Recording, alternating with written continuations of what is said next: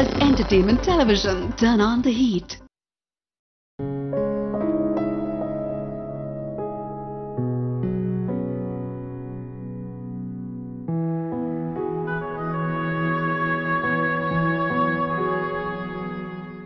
Peppers தொலைக்காட்சி நேயர்களுக்கு என்னுடைய அன்பார்ந்த வணக்கத்தை தெரிவித்துக் கொள்கின்றேன்.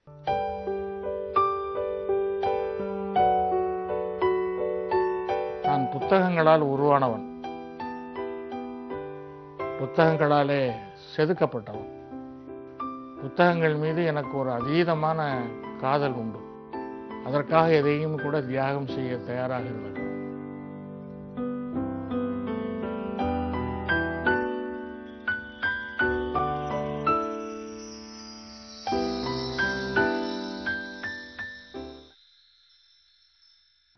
எந்த ஊருக்கு சென்றாலும், எந்த நாட்டுக்கு சென்றாலும் புத்தக கடைகள் எங்கே என்று தேடி போய் நான் விரும்புகின்ற ஆசிரியருடைய புத்தகங்களை அங்கே வேட்டையாடி பெற்று வருவேன். அந்த வகையில் இலக்கியம் சார்ந்த மிகச்சிறந்த புத்தகங்கள், உலக அளவிலே இருக்கிற மிகச்சிறந்த கவிஞர்களுடைய தொகுப்புகள் என்னுடைய நூலகத்தில் இருக்கின்றன. நான் படித்த தியாகராசர் கல்லூரி, மதுரை தியாகராசர் கல்லூரி நூலகம் நான் உருவாகுவதற்கு மிகப்பெரிய காரணமாக இருந்ததுன்னு சொல்லலாம். அங்கே இருந்த பல நூல்களை நான் அறிமுகம் செய்து கொண்டேன். அதை என்னை உருவாக்கியது. தொடக்க காலத்தில் நான் 9ஆம் வகுப்பு படிக்கிற பொழுது கவிதை எழுத தொடங்கியவன். அப்பொழுது என்னை மிகவும் ஈர்த்தது பாரதிதாசனுடைய கவிதைகள். அதற்கு பிறகு பாரதி. இயல்பானது, இந்த இரண்டு கவிஞர்களையும் தொடக்க காலத்தில் நான் படித்து ரசித்திருக்கிறேன். பாரதிதாசனை பின்பற்ற வேண்டும் என்று நினைத்திருக்கிறேன். அதற்கு பிறகு தியாகராசர் கல்லூரியில் தமிழ் சிறப்பு தமிழ் வகுப்பு ஒன்று இருந்தது, இன்டர்மீடியட்டில். அதில் சேர்ந்தேன். அப்பொழுது கம்பன் மீது எனக்கு அதிகமான ஒரு அன்பு ஏற்பட்டது. காரணம், அவன் கவி சக்கரவர்த்தி. கவிதையை அவனை விட மிகச்சிறப்பாக கையாளக்கூடியவர்கள் யாரும் இல்லை. நான் இன்றைக்கு கவிதையிலே ஓரளவுக்கு வெற்றி அடைந்திருக்கிறேன் என்று சொன்னால், நான் யாப்பருங்கலக்காரிகையை கற்று கவிஞனானவன் இல்லை, கம்பனை கற்று கவிஞனானவன். கம்பன் என் குருநாதன் என்று நான் சொல்லுவதுண்டு. அவனிடத்தில் தான் கவிதை கலையை நான் கற்றேன். அவனைப் போல எழுத வேண்டும் என்று நான் முயன்றிருக்கிறேன். இன்டர்மீடியட் படிக்கிற பொழுதே முல்லைக்காட்சி என்ற பெயரில் கம்பனுடைய அந்த சந்தங்களை பின்பற்றி அதே மாதிரி பின்பற்றி நான் எழுதியிருக்கிறேன். அப்பொழுது அந்த பாடல்கள் புகழ்பெற்ற பாடல்களாகின. கல்லூரி இதழில் அந்த கவிதைகளை வெளியிட்டார்கள். ஆசிரியர்களே பாராட்டினார்கள், கம்பனை போன்று அமைந்திருக்கின்றன இந்த கவிதைகள் என்று. அதே காலகட்டத்தில் தற்செயலாக தியாகராசர் கல்லூரி நூலகத்திலிருந்து கம்பதாசன் கவிதைகள்னு ஒரு தொகுப்பு கிடைச்சது. அது வெளியே கிடைக்காத ஒரு நூல். எனக்கு தியாகராசர் கல்லூரியில் கிடைச்சதுனால அது எனக்கு மிகவும் வித்தியாசமாக கவர்ந்தது அந்த நூல். காரணம், வழக்கமாக இந்த பாரதிதாசன்லேருந்து கொஞ்சம் மாறி இருந்தது. அது என்னை மிகவும் கவர்ந்தது. தொடக்கத்திலேயே சோஷலிச கவிதைகளை கவிதையாக எழுதக்கூடிய ஒரு ஆற்றல் கம்பதாசன் இடத்துல இருந்தது. அது என்னை வியப்புக்குள் ஆளாக்கியது. ஒரு மறக்க முடியாத ஒரு கவிதை, அவருடைய கவிதை. காட்டாளி வில்லென யான் இருந்தேன், அவள் கணையென கட்டி அணைய வராள்.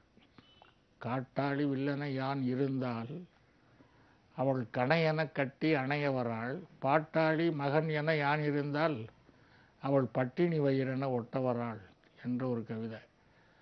ஒரு கம்யூனிச கருத்தை, தொழிலாளர்களுடைய ஒரு வறுமையை இப்படி ஓமை சொல்லி ஒரு கவிதை எழுத முடியுமா என்று நான் வியந்திருக்கிறேன். அவருடைய கவிதைகளில் பல கவிதைகள் என்னை சிந்திக்க வைத்தவை. அதை நூல் கிடைக்காத காரணத்தினால ஒரு தனியாக நோட்டு புத்தகத்தில் எழுதி பாராயணம் பண்ணி படிச்சிருக்கேன். என்னுடைய கம்பதாசனுடைய பாதிப்பு என்னிடத்தில் மிகுந்த பாதிப்பு உண்டு. கற்பனை, ரொம்ப சுவையான கற்பனைகள்.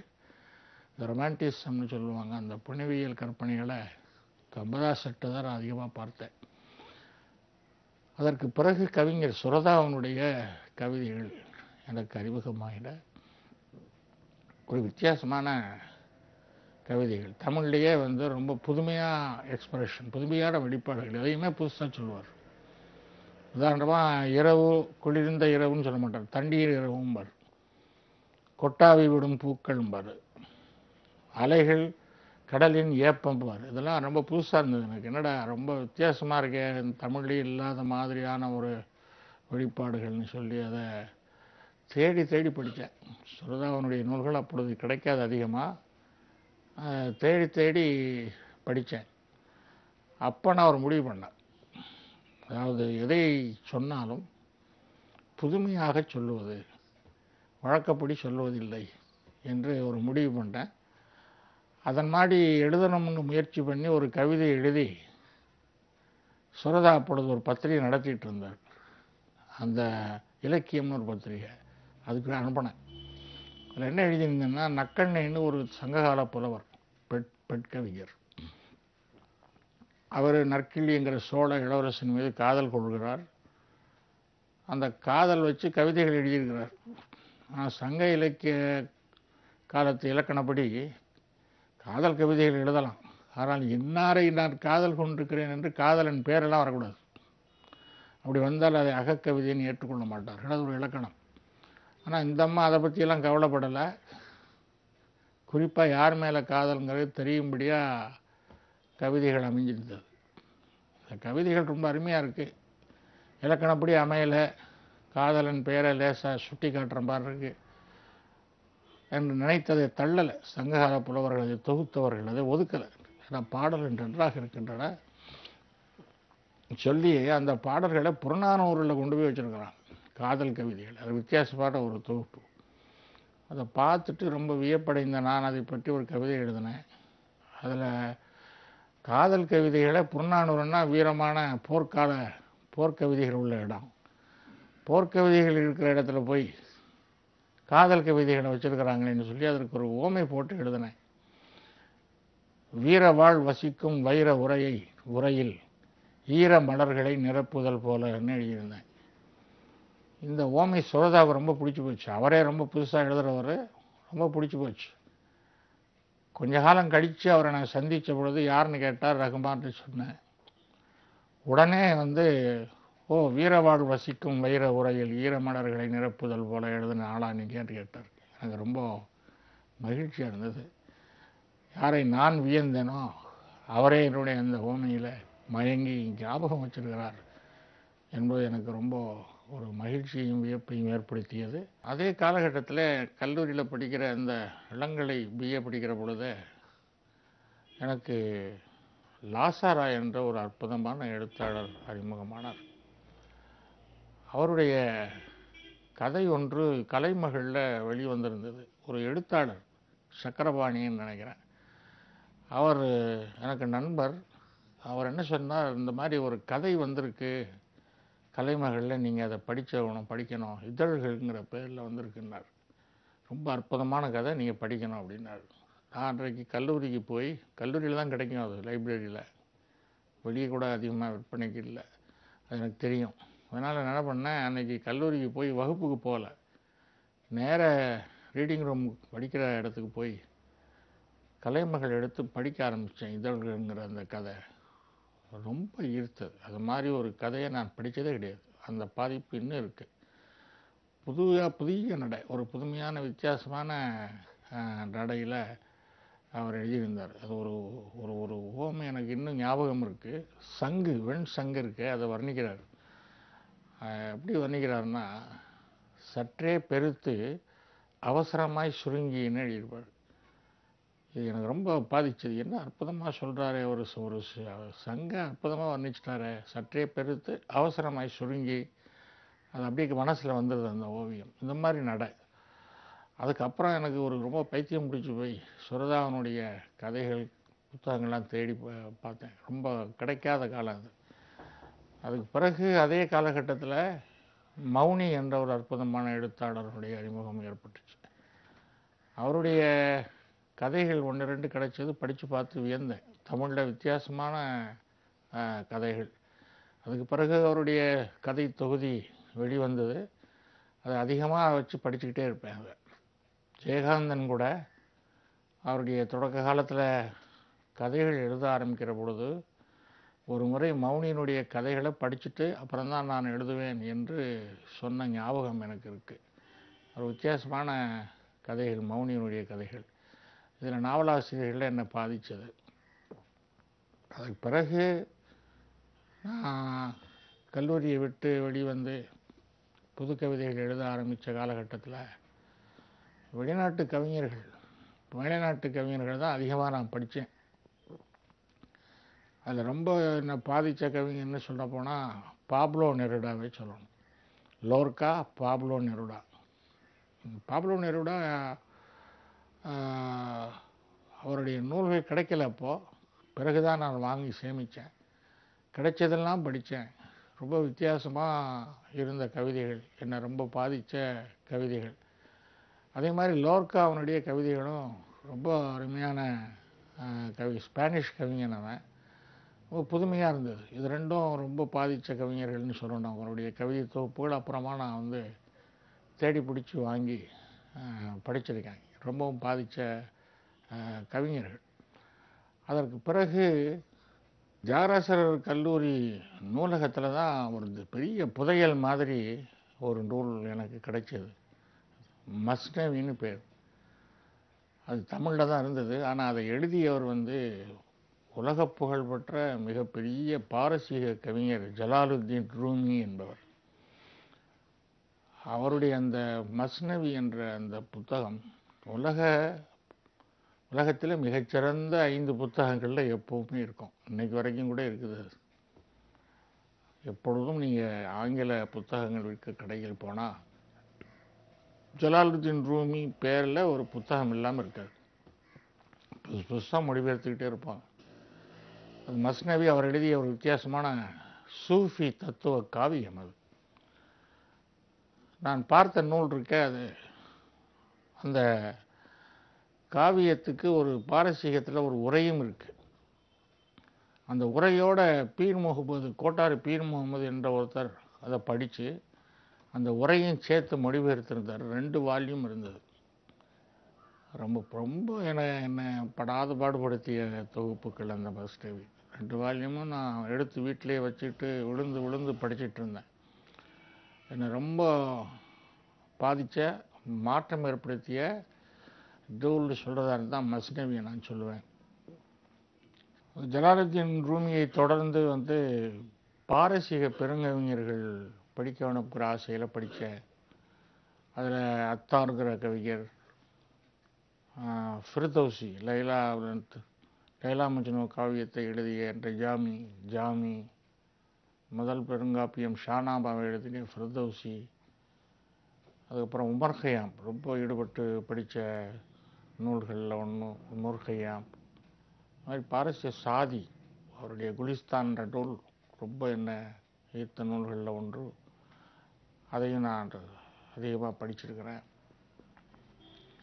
அதுக்கு பிறகு சமய நூல்களில் எனக்கு ஈடுபாடு வர ஆரம்பிச்சிருச்சு. பைபிளை ரொம்ப படிப்பேன். பல பேர் என்ன நினைக்கிறாங்கன்னா, பைபிள் ஒரு கிறிஸ்துவ மத நூல்னு நினைக்கிறாங்க. இல்லை, மத நூலும் தான். ஆனால் ஒரு அற்புதமான இலக்கிய நூல். எழுதணும்னு நினைக்கிறவங்கள நான் சொல்கிறது, கவிதை எழுதுறானா, அது வேறு ஏதாவது கதை எழுதுறியா, பைபிளை படின்னு சொல்லுவாங்க. எழுதியிருக்கிறேன். அது பைபிளில் ரொம்ப உச்சமான இடம்னு சொல்லுவாங்க. யோபுவின் சரித்திரம்னு பழைய ஏற்பாட்டில் இருக்குது. அதை பற்றி நான் எழுதியிருக்கேன் கட்டுரையில். ரொம்ப அழகான ஒரு பகுதி. அது படிக்க படிக்க தவிட்டாத ஒரு பகுதி. உலகத்தில் பெரும்பாலான கவிஞர்கள் பைபிள்னால் பாதிக்கப்பட்டிருக்கிறாங்க, சொல்லியும் இருக்கிறாங்க. அது மாதிரி எனக்கு ரொம்ப அதிகமான பாதிப்பு உண்டு.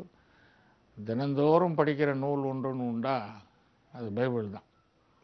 இப்போவும் அடிக்கடி எடுத்து படிப்பேன். அதே மாதிரி குரானையும் படிப்பேன். அது சமய சம்பந்தமான கருத்துக்களை அறிந்து கொள்வதற்காகவும் படிக்கிறேன். அதே மாதிரி அது எப்படி ஒரு இலக்கியமாகவும் அமைஞ்சிருக்குங்கிற மாதிரி ஒரு பார்வையில் அதை குரானையும் நான் படிக்கிறேன். அதே மாதிரி இந்திய வேதங்கள்லையும் எனக்கு ஈடுபாடு ஏற்பட்டது. அதில் இந்த 4 வேதங்களும் கவிதை நடையில் எழுதியிருக்கிறார்கள் என்பது பலருக்கு தெரியலை.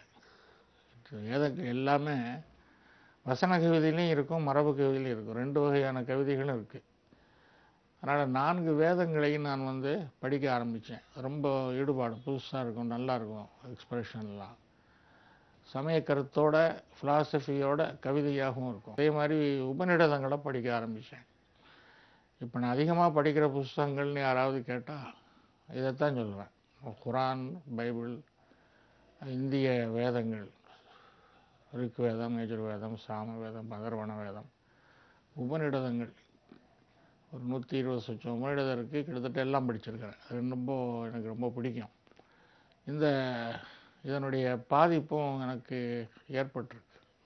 இப்போ அதிகமாக மெய்ஞான பாடல்களை தான் எழுதிக்கிட்டு இருக்கேன். இப்போ ஒரு நூல் கூட தேவகானம்ங்கிற பேரில் அண்மையில் வெளியாச்சு. அது ஒரு 2 ஆண்டு காலமாக எனக்கு இந்த ஆன்மீக ஈடுபாடு ஏற்பட்டதனுடைய விளைவாக அந்த பாதிப்பில் இந்த புத்தகங்களை நான் அதிகமாக படிக்கிறது உண்டு. ஆங்கிலத்திலையும் இந்த வேதங்களுடைய மொழிபெயர்ப்பு என்கிட்ட இருக்குது, தமிழ்லையும் மொழிபெயர்ப்பு என்கிட்ட இருக்குது.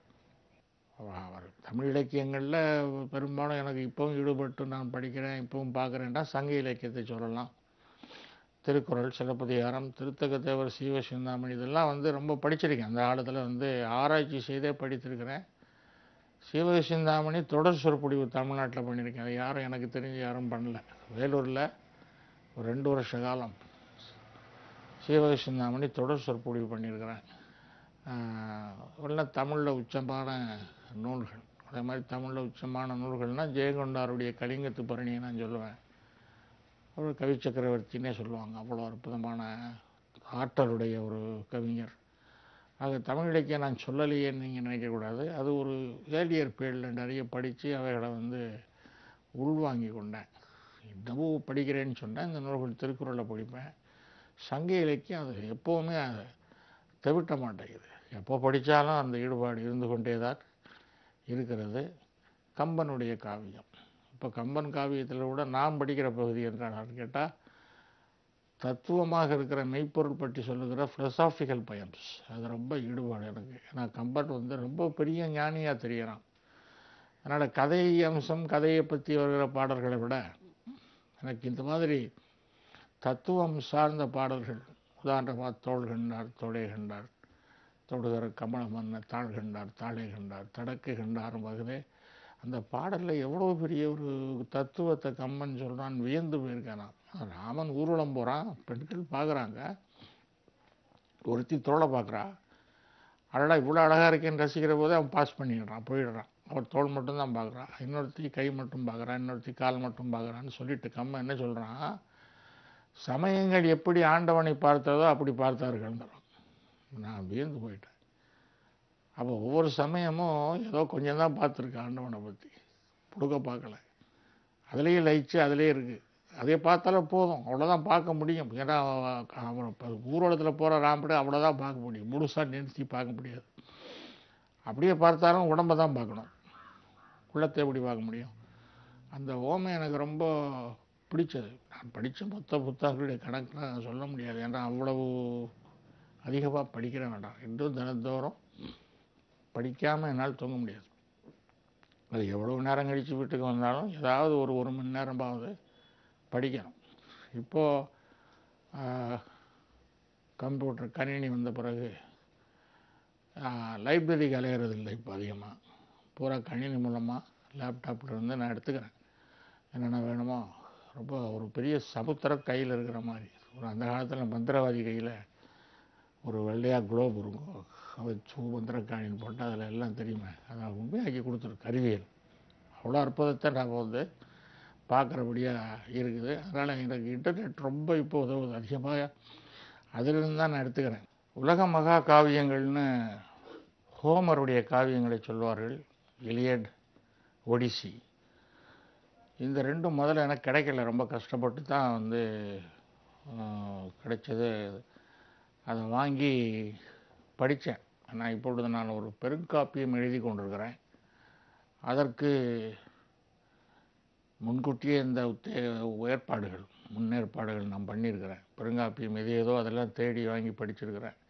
இடியட் கதை கிட்டத்தட்ட ராமாயணத்தினுடைய கதை மாதிரி அமைஞ்சிருக்கு. அதனுடைய மூலக்கதை பார்த்தீங்கன்னா கதைக்கரு ஒருவனுடைய மனைவியை இன்னொருத்தன் தூக்கிட்டு போயிடுறான். அந்த மனைவியை மீட்பது தான் ராமாயணம் தானே. அதே தான் எலியனுடைய கதையும். ஒடிசி அந்த மீட்பதற்கு சண்டையிட்ட மன்னர்களில் ஒருவர் ஒடிசியஸ் பேர். அவர் மீண்டு தன்னுடைய நாட்டுக்கு வரபோது இடையில பலவிதமான துன்பங்கள், துயரங்கள், சாகசங்கள்லாம் செஞ்சு சேர்றார். அப்போ இங்கே அவருடைய நாட்டில் அவர் இறந்து போயிட்டான்னு நினைச்சு அவருடைய மனைவிக்கே சுயம்பரம் வைக்கிறாங்க. பல பேர் அதை ராமாயணத்தில் சீதைக்கு வைக்கிற சுயம்பரம் மாதிரி வில்லு இருக்கு. இந்த வில்லை எவன் தூக்கி நான் ஏற்றுக்கிறானோ அவன் சீதை கிடைக்குங்கிற மாதிரி இங்கே ஒடிசியஸனுடைய வில் இருக்கு. அதை எடுத்து யார் நான் ஏற்றுக்கிறாரோ அவர்களுக்கு அந்த ஒடிசியினுடைய மனைவியை கல்யாணம் பண்ணலாம்ங்கிற மாதிரி கதை அது. கடைசியில் இவன் சேர்றான் வீட்டுக்கு. பார்த்தா சுயம்பரம் நடக்க போகுது இவன் மனைவிக்கே. அப்போ இவன் வேறு யாராலும் அந்த வில்லை நான் ஏற்ற முடியலை. அது ரொம்ப பலம் வேணும். ஒடிசியஸ் அதை அவனை தான் வில்லை நான் ஏற்றி தெரிஞ்சு போச்சு.